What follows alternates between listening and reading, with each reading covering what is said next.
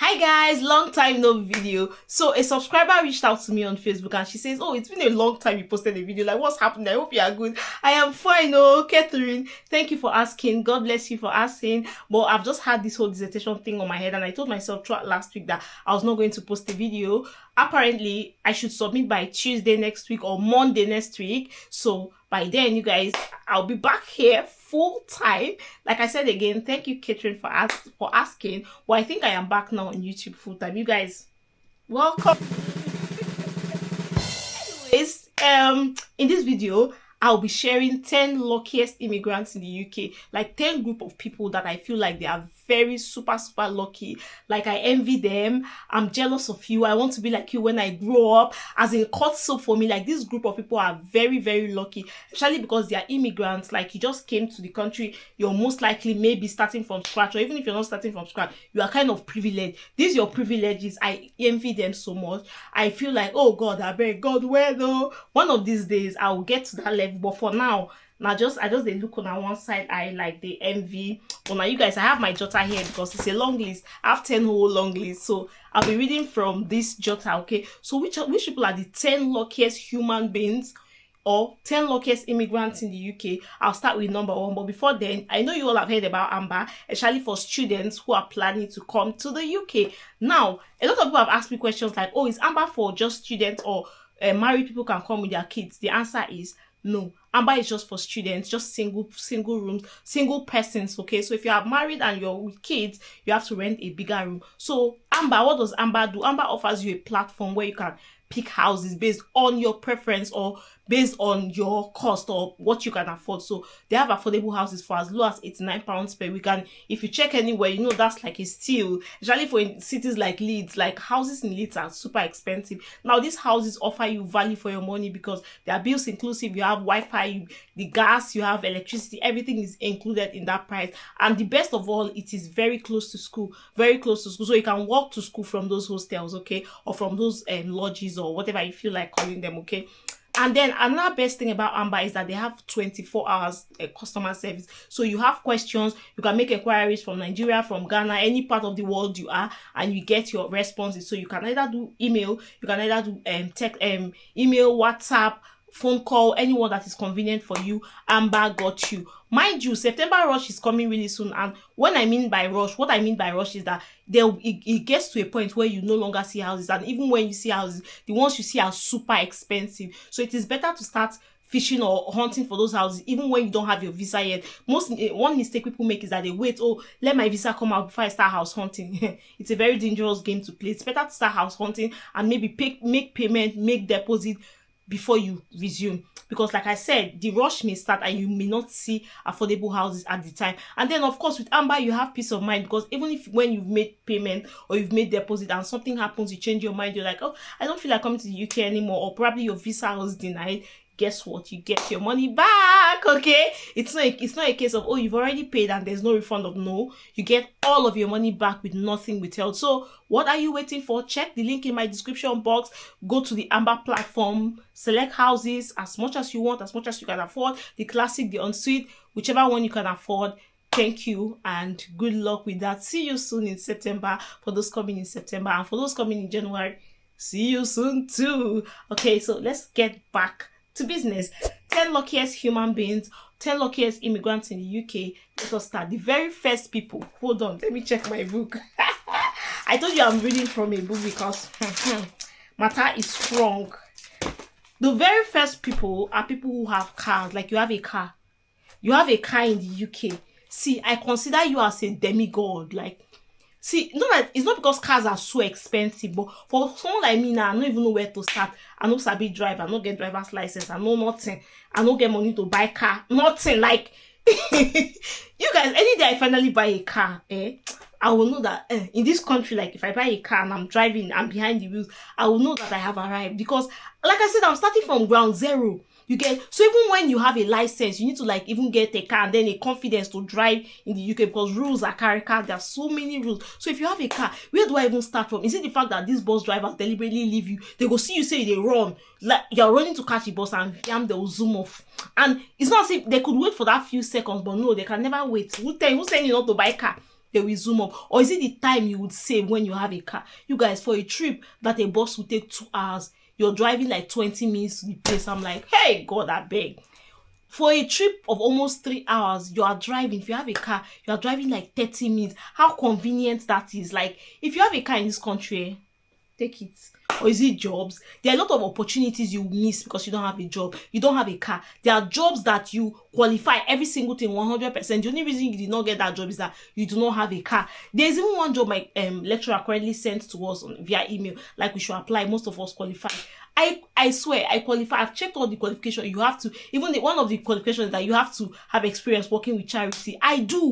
A lot of, but guess what? I know they like they say you must have driver. I know they drive. I don't get car. I don't get money to buy car. I don't know. Let's not even go there. So if you have a car in this country as an immigrant, you are lucky and God has immensely blessed you. Go down on your knees and thank Him every single morning, okay? The second group of people are people that have a permanent job. Now, I'm not even talking of COS. Let us say COS aside first. I'll come to that. But you have a permanent job and you work full-time, 40 hours. So you know that every single month, this is how much I earn. Every single morning you are dressed up. This is where you're going to. This is my office. This is where I work. So you have planned your life around that office. So you probably found a house really close to the office. Maybe you walk to the office. But basically, you have your life planned around that office. You guys, PT agency workers, so because one morning I am going to this place, the next morning I am going far, like you don't know where you're going to. You go to different places, you meet different people, you're not familiarized. If you not familiarize yourself with the environment, every single time you're being exposed to new environments, especially with the kind of job I do. But if you have a permanent job in this country, your 40 hours is sure, maybe 45 hours, maybe 35 hours, 37 hours is sure for you, is a permanent job. Hey, you are one of the people on God's favorite list. God, they do pasha because of you. You don't know what God has done for you. Because people, I was speaking to my friend the other day, I think last week, she works with an agent. She said for over a month, she has not seen, they never give her shift. For over 1 month, she has not. I now ask, like, how are you paying your rent? Like, how are you surviving? And she still has school fees to pay. How are you surviving? Anytime you see agency workers, just hug them. You know what? Hug them. Because life is rough for people in the UK general, but you see agency workers or more, they rough handle them. So if you have a permanent job, trust me, you are very lucky. Another group are people who have COS. Now, the COS I'm talking about is not just there are 2 types of COS. So let me tell you, there are 2 types of COS. There is COS for, okay, now I don't want to go back to my home country. Let me just stay. I don't want to go back to my country. I just want to stay. So any COS is applicable. Then there is COS of your dream job, like the way I studied public relations and strategic communication, I now have COS in that communications department. Like, I'm doing my dream job, what I love to do, and I have COS. You guys see, like I said, there are 2 types of COS. Any COS if you get, you are still lucky. But you see the COS in your dream job, that's on another level. Like, this COS matter is so bad that people are desperate. So prisons will be advertising that we are looking for people like who need COS, like people who want to work prison, like where they are hardened criminal. People are rushing there because of COS. God forgive me. No, it's not like I'm laughing at those people, but I'm just trying to tell you how desperate people get because of this COS. And then if you don't have that COS in your dream job, oh my God, God has done. Don't complain. Anything you are going through in life, don't complain, because God has answered all of your prayers. Like, you are doing what you love, and then you have COS in that. I don't know how to explain it again, but if that desperation of COS hook you, even for mortuary, you go collect COS there, I swear. No, I'm not laughing at people who work there. I'm just trying to paint how it gets, how desperate or how serious it gets, okay? The next group of people I envy so much from the bottom of my heart, are people who work remotely. For someone like me that worked remotely in Nigeria for like 2+ years before I moved here, I am so 100. Like, if somebody says, oh, I'll pay you higher when you work in the office and then lower when you work remote, I will take that remotely on, provided like the pay difference is not that much. Maybe if it's like 10% difference, I would take the remotely. Like, I prefer to work remotely.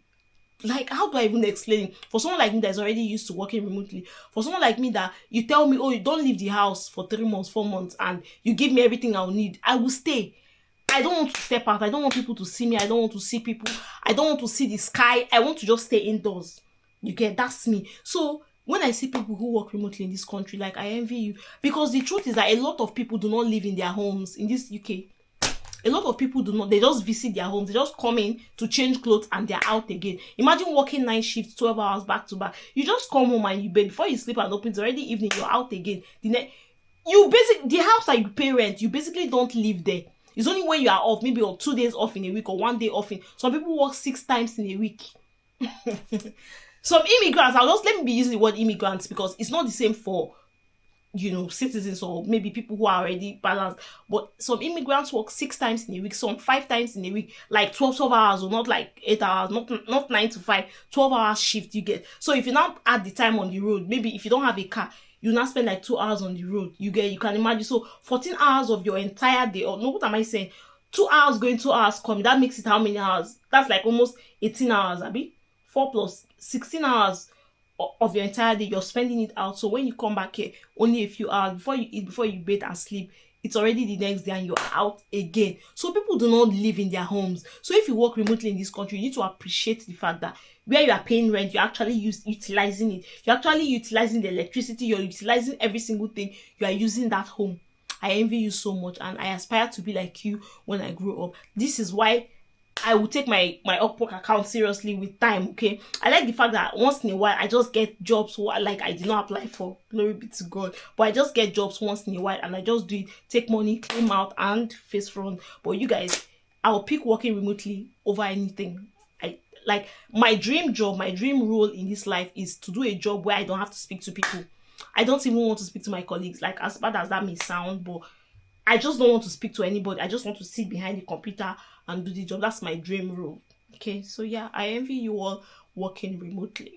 The 5th group of people I wish I'm like, in fact, how do I explain? The 5th group of people I envy so bad are people who have someone that send them money. Like, I don't mean you're in the UK, you're working full time, you have your job, you have everything set for you, but there's still somebody that sends you money. See, that's why they say, you see that extra 20 pounds, 50 pounds, somebody dash you free money, eh? Oh my goodness. Even if you have money and somebody dashes you money or gives you free money, I've not seen anything that gives joy more than that. So if you have someone that give, maybe your partner, your parents, or there's just somebody that every month or every week they just send you something, they know you work because in this country there's a rule of thumb. Nobody they give free money for this country. There's no free money in the UK. Any money that enters your account, you have worked for it. There is no free money in the UK.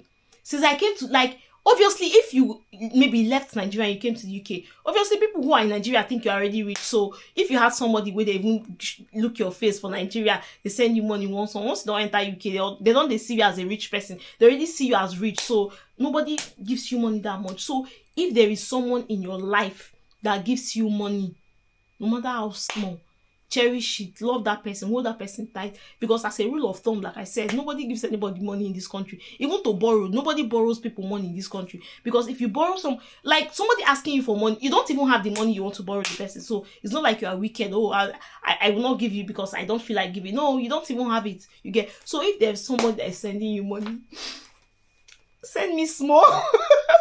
Can you give me small out of that one? Like, just give me small out of the one that the person gave you. Please don't use bad, unless the person is a very toxic person, but don't use your bad character to chase them. Hold them tight, because it's not easy. The 6th group of people I envy are people who don't pay rent and don't pay bills. You don't pay rent, you don't pay bills in this country. You should be singing, "Favor is my name. Favor is my name. I don't worry about tomorrow. Favor is my name. That's what you should be singing.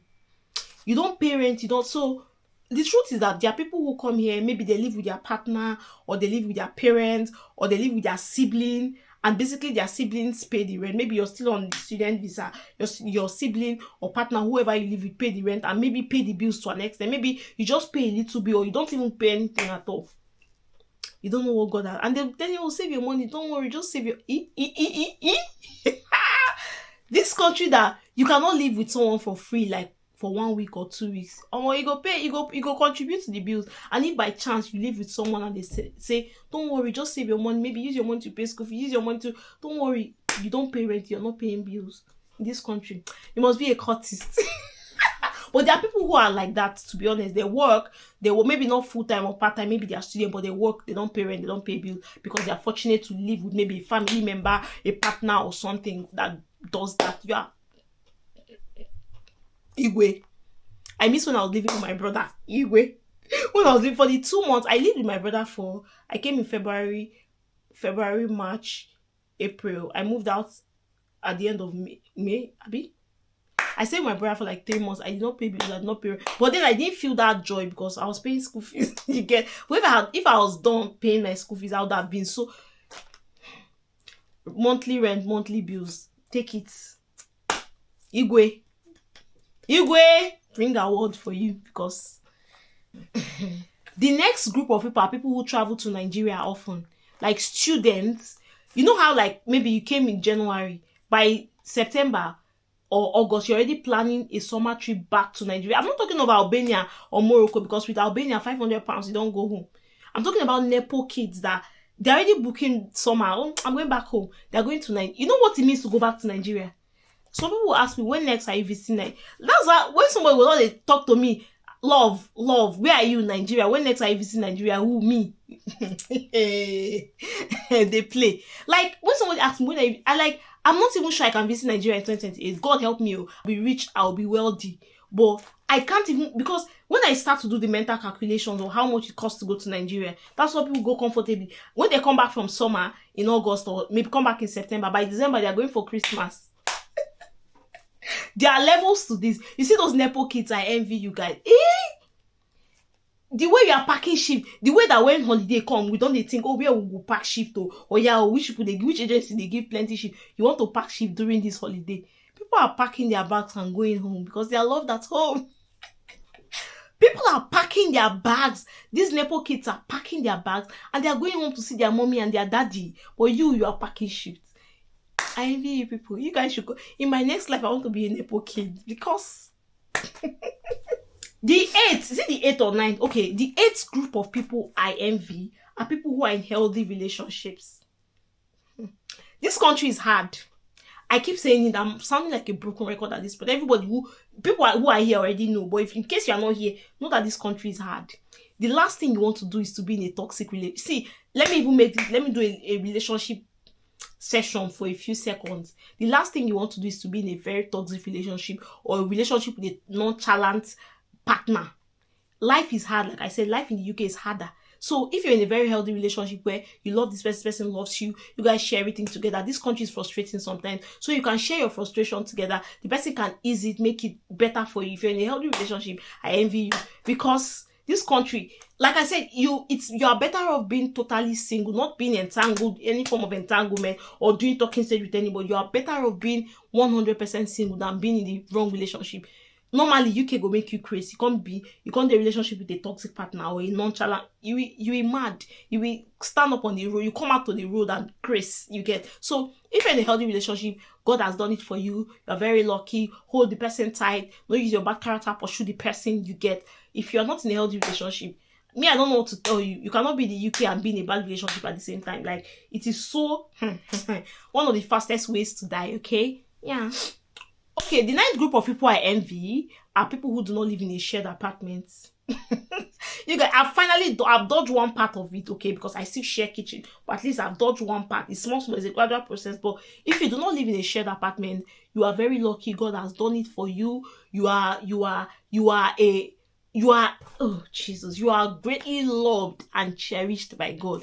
Because you can afford it. But funny enough, there are people who can actually afford a studio apartment or a 1-bedroom, but they choose to stay in a shared apartment because they want to save money. God knows that if I get a permanent job, a full-time job, I will stay in a studio apartment or even a 1-bedroom flat, provided it's something I can afford, right? Because I don't see the reason why I have to squeeze myself in a shared apartment when it is something I can.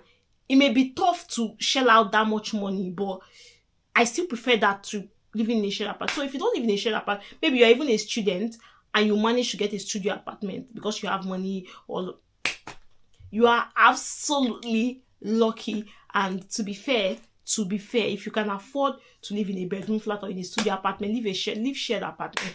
Too much problem, they shared apartment. Was it not today, or yesterday? My friend was just giving me gist of how this one, my flatmate did. you go hear gist, your ear go open. Flatmate go do this one, this one. So if you can afford a studio apartment, my sister, my brother, move. Go and live there. Go and live there. There is no award for suffering. You want to squeeze yourself in a shell because you want to save money. Ha. God help me, because God knows that if I have a full-time job, I am leaving a shared apartment to live in a studio or in a one-bedroom flat, depending on how much I earn. Lastly, guys, on the group of people, immigrants, I envy so much. People who have attained ILR status or citizenship status from ground zero to up there. Hey, God, when? Like when? See, some weeks ago, a lady made a video about how that, oh, if she gets her ILR, immediately she gets her ILR, she will resign her job and she would maybe get into business or freelance or do enterprise. Like, she's going to basically, the first thing she'll do is to resign her job. Ajay, I don't blame this woman. There are certain things you shouldn't say, like, because this kind of things puts ideas in like the government's mind to say, oh, if we give a lot of people ILR, that means most of them will resign their job, our economy will suffer, most of them will not pay taxes as much as they used to do, you know, all of those kind of things. Those things put ideas into the government and policymakers' minds. These are not things you should just see out, just carry out for mind. But then I do not blame this woman, because you know what? For 10 years of your life, or 5 years, 6, 7 years, you have been working 12 hours back to back, and it's more like the system gobs all of those things back. So you're earning money, you're sending everything back to the system. Like, it's like they take nearly, in some cases, depending on how much you earn, this will take as much as 40% in tax. So if someone says they are going to resign their job when they get the IRR, I don't blame them, because when you get to that status, you're like, okay, everything has finally paid off. Like, for people like us, we don't even know our next we don't know our next move. Like, if you're a student in the UK, you should be panicking. Like, I think I should make another video on the reform parties, some of their policies, intended policies, how it will affect students, how it will affect new immigrants. I think I should make another video based on my level of understanding. But if you're currently a student, or you're probably on your post-study visa right now, you should be scared. Like, I'm scared, but Jehovah boys say God is king. You should be scared. And if you're planning to come, you should be scared. We were there inside the soup already. We don't shout like, God, what is our fate? Where do we go from here? What's the next step? Then new people are coming to join us. Anyways, welcome. If you're coming, you're still planning to come, welcome. But the truth is, people who have attained that citizenship or ILR, you guys are even lucky, because I mean, the guys who are due to qualify for ILR this year, they are scared. They are scared, because at this point, it is shaky if they would even get it or not. So, if you've gotten to the point where you now have the British passport, or you have ILR status, Igwe, award, Igwe, it's not easy. I envy you. Anyways, guys, these are some of the 10 people I envy so much in the UK. If you belong to this category, any of this category, tell me in the comment section. And please, let me tap in, please. So come to the comment section and tell me, so that I will tap the one, whether a car you get, or ILR you get, or anyone I have mentioned. Maybe you live in a 2-bedroom apartment or a 1-bedroom apartment, a single person, anyone you have attained, come for comment section, let me hold that your comment section and tap electronically. Oh, you guys. Anyways, like I said, I am back to YouTube full time, because dissertation may last for the night, but YouTube comes in the morning. Anyways, guys, thank you for watching this video up to this point. I really appreciate your love. I really appreciate your support, and thank you for always watching my videos. Thank you so much, and please like this video, please subscribe, and I'll see you in the next one. Toodles!